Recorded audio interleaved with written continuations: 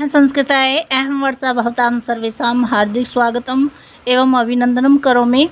तो मित्रों, आज हम आपको मेघदूतम में आज प्रश्नोत्तरी लेकर आए हैं।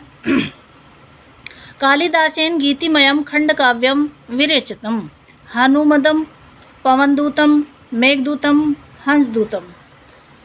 तो ये आएगा मेघदूतम। मेघदूतम के कथानक का मूल स्रोत है ऐतिहासिक, कवि कल्पित, जनश्रुति पर आधारित, इनमें से कोई नहीं। तो मेघदूतम के कथानक का मूल स्रोत कवि कल्पित है। कालिदासस्य गीतिकाव्ये विरह व्यथा वर्णिता दक्षस्य यक्षस्य कुबेरस्य कालिदासस्य। तो गीतिकाव्ये विरह व्यथा वर्णिता यक्षस्य। मेघदूतम रचना साहित्य की किस विधा के अंतर्गत है? गद्य काव्य, महाकाव्य, गीति काव्य, षटक। तो मेघदूतम रचना साहित्य गीति काव्य के अंतर्गत विधा के अंतर्गत है। मेघदूतम किस श्रेणी का काव्य है? चंपू काव्य, स्मार्त काव्य, गद्य काव्य या दूत काव्य? तो ये दूत काव्य। मेघदूतम किस विधा का ग्रंथ है? महाकाव्य, खंड काव्य, नाटक या चंपू? तो ये खंड काव्य है। दो भागों में विभक्त है, पूर्व मेघ और उत्तर मेघ। खंड काव्य है दस कुमार चरितम, नल चंपू, मेघदूतम, कृतार्जुनीयम। तो ये मेघदूतम। मेघदूत में किस छंद का प्रयोग है? स्त्रकधरा, मंदाक्रांता, हरिणी, शिखरणी। तो मंदाक्रांता। मेघदूतम में किसको संस्कृत साहित्य में एक नवीन काव्य प्रकार की उद्भावना का श्रेय प्राप्त है, जो इस नाम से विख्यात है? संदेश काव्य, खंड काव्य, गीति काव्य, स्तोत्र काव्य। तो ये होगा संदेश काव्य। मेघदूतोपरि मल्लिनाथेन विरचिता टीका अस्ति संजीवनी, नारायणी, भामती, दीपशिखा। तो मेघदूतोपरि मल्लिनाथेन विरचिता टीका अस्ति संजीवनी। मेघदूते कुबेरेण निर्वासितो यक्षः कुत्र वसतिं चक्रे? रामगिर्याश्रमेषु, अलकापुर्याम, उज्जयिनाम, विशालायाम। तो ये रामगिर्याश्रमेषु। आदस्तन वाक्यानां सत्यासत्या पर्यायेषु समीचरित विचिनुत है। तो ये मेघदूतम इति एतत् खंडकाव्ये विद्यते, ये सत्य है। मृच्छकटिकम इत्येतद् नाटकम वर्तते, असत्य है। मुद्रा राक्षसम नाम प्रकरणम असत्य है। और मालती माधवम बहुभूति कवे प्रकरणम सत्य है। तो पहले सत्य असत्य, तो ये डी हो जाएगा, सत्य असत्य असत्य सत्य। ठीक है, ये बताना था कि इसमें असत्य और सत्य क्या क्या है। ठीक है, फिर देखिए मेघदूतम का प्रधान रस है श्रृंगार रस, करुण रस, शांत रस, वीर रस। तो ये श्रृंगार रस है। केवलम मंदाक्रांता छंदसी निबद्धम कृतार्जुनीयम मेघदूतम बुद्धचरितम नैषधेयचरितम। तो ये मेघदूतम। मेघदूतम में प्रयुक्त छंद के प्रत्येक चरण में कितने अक्षर होते हैं? 14, 15, 16, 17। तो मेघदूतम में प्रयुक्त छंद है मंदाक्रांता, और मंदाक्रांता में प्रत्येक चरण में 17 अक्षर होते हैं। मेघदूत का अंगिरस है करुण रस, करुण विप्रलंब, संभोग श्रृंगार, वियोग श्रृंगार। तो मेघदूतम का जो अंगिरस है वो वियोग श्रृंगार है। ठीक है, मेघदूतम की कथा वस्तु विभक्त है खंडों में, निश्वासों में, अध्यायों में, सर्गों में। तो ये 2 खंडों में विभक्त है। मेघदूतम कितने भागों में विभक्त है? 4, 3, 2, 5। तो मेघदूतम 2 भागों में विभक्त है, पूर्व मेघ और उत्तर मेघ। मेघदूतम का प्रमुख पात्र है यक्ष, कुबेर, मेघ, यक्षिणी। तो यक्ष है मेघ का।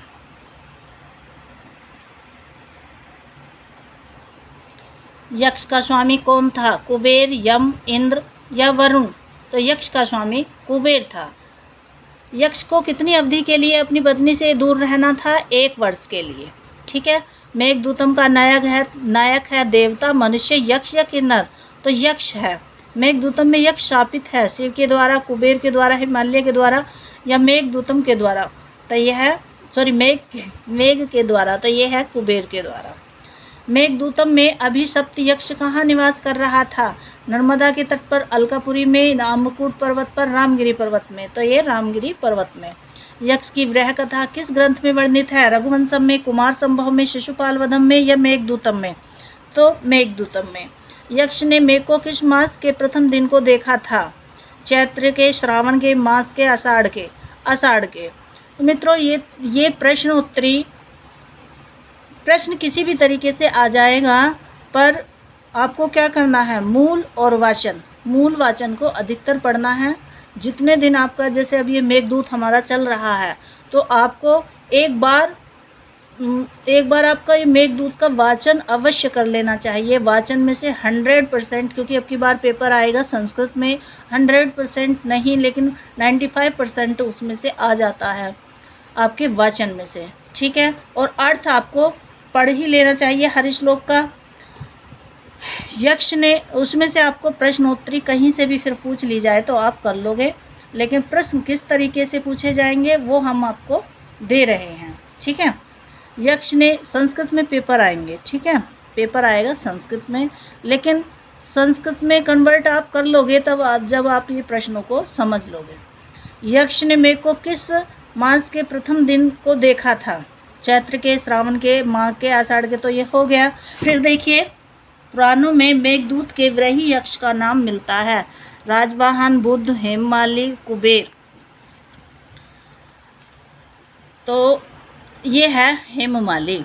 व्रहिणी यक्षिणी कहाँ निवास कर रही थी? तो अमरावती, विदिशा, उज्जैनी, अलकापुरी। तो ये अलकापुरी। फिर है मेघदूते कश्या नगर्या वर्णनम अस्ति? तो ये द्वारिका, पुष्पपुरिया, काश्या, उज्जयिना। तो उज्जयिना। कस्य काव्य मेघः दूत भावेन कल्पित माघस्य, भारवे, कालिदासस्य, श्रीहर्षस्य। तो ये मेघदूत भावेन कवि कल्पित है कालिदासस्य।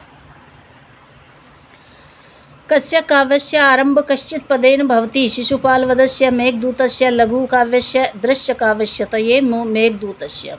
तस्मिन् नद्रो कतिचित् बला विप्रयुक्तः सकामी। मेघदूत की इस पंक्ति के आगे की पंक्ति कौन सी है? वप्र क्रीड़ा परिणत गज प्रेक्षणीयम ददर्श जीमूतेन स्वकुशलमयी हारिष्यन प्रवृत्तिम नीत्वा मासान करक वलय भ्रंश रिक्त प्रकोष्ठ। तो तस्मिन् नद्रो कतिचित बला विप्रयुक्त सकामी की अगली पंक्ति है नीत्वा मासान कनक वलय भ्रंश रिक्त प्रकोष्ठ। तो मित्रों, ये आपको वाचन करने से ही, जब आप डेली वाचन करोगे तो आपको अपने आप ही इस लाइन से अगली लाइन कौन सी है पता चल जाएगा, ठीक है। मेघदूत के अनुसार कैलाश पर्वत तक मेघ के सहयात्री कौन होंगे? राजहंस, बलाका, चातक, नलगिरी। तो इसमें कुछ कन्फ्यूजन हो जाता है, राजहंस या बलाका, ठीक है, या चातक। इस तरीके से इसमें होगा राजहंस।